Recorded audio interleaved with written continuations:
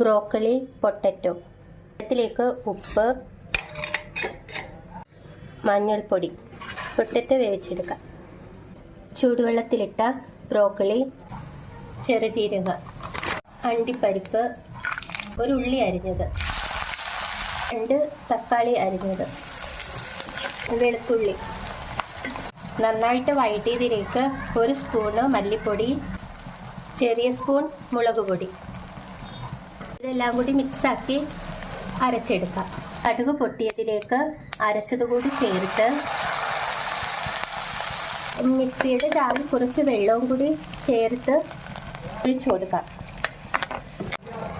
കുറച്ച് ഉപ്പ്, ചെറുതായി കുറിയതിലേക്ക് ക്യാപ്സിക്കം, 3 ഉരുളക്കിഴങ്ങ് പകുതി വേവിച്ചത്, ചൂടുവെള്ളത്തിലിട്ട ബ്രോക്കലി, പനീർ, 1 മാഗി ക്യൂബ് പൊടിച്ചത്. ഇതെല്ലാം കൂടി കൂട്ടി ഇളക്കി വേവിച്ചെടുക്കാം. ഗ്യാസ് ഓഫ് ചെയ്തതിന് ശേഷം കുറച്ച് മല്ലിയില, സ്പ്രിംഗ് ഒനിയൻ. കറി റെഡിയായി. Potato, paneer, broccoli masala curry റെഡിയായി.